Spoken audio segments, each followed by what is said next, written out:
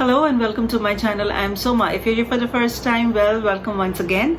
I primarily make videos on motivation and lifestyle, and basically just for finding out ways to explore yourself and being your best version every day. So before we start today's topic, I just want to take a second of your time, and I do hope you're doing well. And with so much going around, I'm overwhelmed too. That's why I sort of took a breather, because you just can't act like everything is normal when the COVID cases are hitting so much closer to home, right? It's not like you're hearing the news on TV or reading the newspapers, the numbers going up anymore. It's just every one of us have been impacted in ways that we didn't think it. I do hope you are at home and you are safe and you have been keeping well.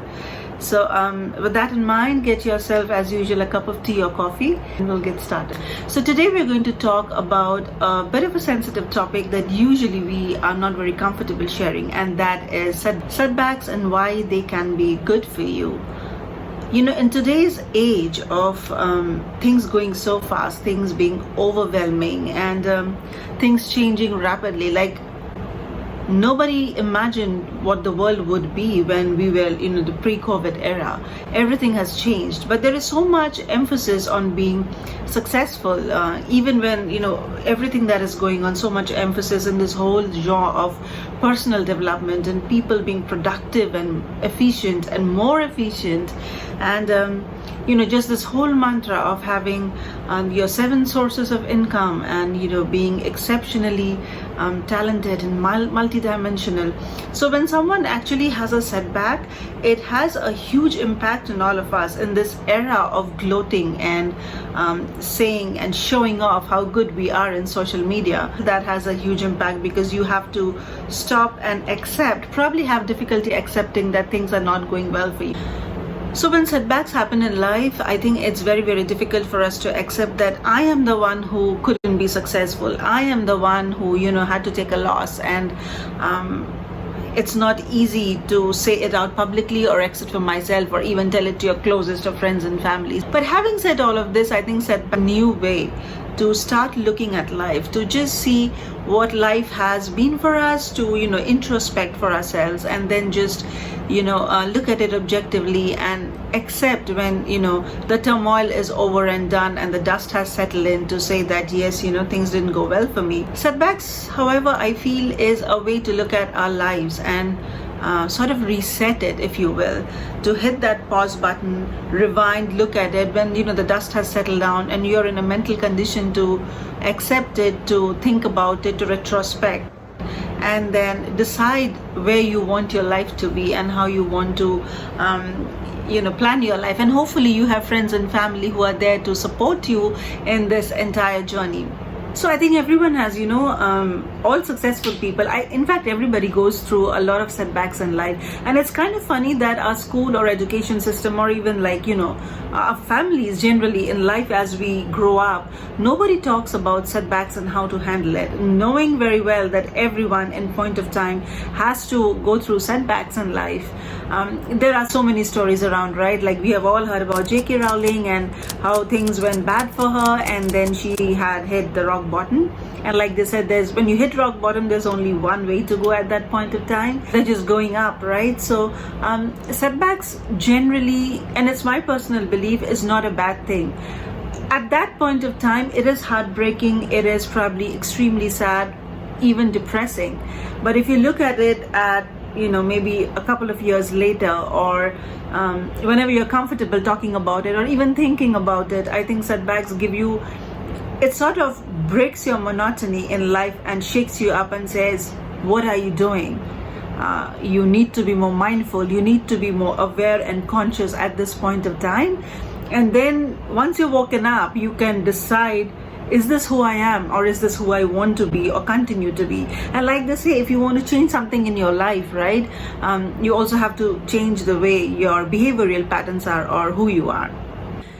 Now, having said all of this, there has to be ways we can think of at any point of time in life that, how can I actually look at a setback and say that I want to feel okay, I want to be okay and be authentically who I am, even though, I have had a setback in life. And I think it definitely depends on the kind of person you are, or how hard hit you have been on a setback. Setback could be like, you became bankrupt. Setback could also mean you didn't get your dream job. So the intensity of setback will obviously differ from one person to another.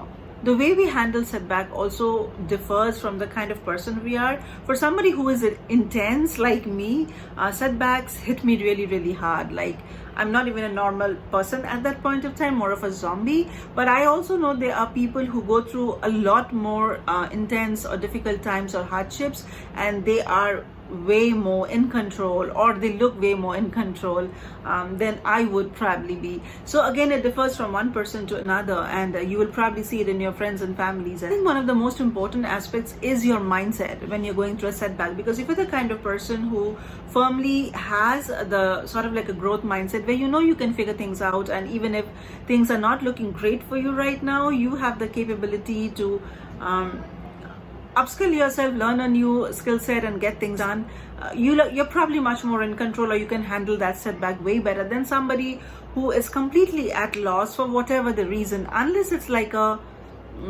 for whatever the reason that you are like, this is all I had and this is all I could do, and it did not work out. So the setback is much more concrete, out of which you will have way more difficulty to get out. The second thing definitely is routine. You could have a lovely mindset and everything is in place, but if you cannot do it consistently, where you're in a point where you can repeat a certain pattern or a certain sequence of actions that allows you to stay motivated and get things done, then probably having the right mindset only does not cut it. So routine definitely is something that you have to consciously bring into your life. I think especially when we are going through a setback, or we are not like mentally 10% okay, it's so important to have smaller habits that make you feel great about yourself, or at least as original to yourself as it's possible, which means you have to bring in a lot of habits, maybe small actions that make you feel motivated, that make you feel inspired and feel good about yourself. So you're constantly not sort of reminiscing about the things that went bad and things that didn't work out for you. So that's number 2. Number 3 is improving on a regular basis, but a very small basis. It's better to have smaller improvements, as in maybe 1% a day or in a week, or just saying tomorrow morning I'm going to revamp my entire routine. I'm going to get up at 5 a.m. in the morning and I'm going to join the 5 a.m. club. If you have been sleeping till 9 a.m. every morning, that would be rather tough. But if you could just wind up your clock and maybe put an alarm 5 minutes early, or even 10 minutes early, and then start from there. I think look at smaller things instead of jumping into bigger goals, because if you fail in the bigger goal as well that you're trying to incorporate as part of your routine, then I think it's way more difficult to get it done, because you're like, I already had a setback, now my routines aren't working. Like, your self-confidence probably won't be at the right level that you need it to be. So be kind to yourself, and I think every time we say be kind to yourself, it actually means that give yourself the time that you need to adjust your mind, your body, your entire habit, your entire routine, right? Everything takes a bit of time. And I think the bonus tip is, after all of it is done and implemented, is just don't think so much about what people think of you. I think it's a very common thing, but then we are so influenced by what people say about us. Who cares really, right? It's your life. People who want to be around you will be around you, and people who will find flaws, like, oh, this and that, and you're not great and whatever, like, they're not meant to be around. So just forget about it. I think when you incorporate all the 3 points, it's so important that you are taking one small tiny step at a time. And that is important because if you are taking the tiny step, it doesn't feel like, my God, I'm getting like sick of it or tired of it because it's a routine that I cannot do. It will help you maintain and be consistent, and that consistency will actually what will get you out of that setback or out of that rut. And I think we all have to remember that everyone goes through it, no matter how successful or how rich or how whatever it is, every person goes through setbacks. So just think that the worst is behind you. Now all you can have is only good things coming, because the worst is done. Hopefully we have the resilience in us to look at it and then figure it out, fight it out in a way, and then again be our authentic self. So I hope it did give you a little perspective, maybe a little bit of where you can plan your journey if you find you or any of your friends going through a setback. And let me know if you like the sort of content. I'll be happy to do more of them. And thank you once again. If you have subscribed, thank you very much as always. Thank you for joining this lovely small community.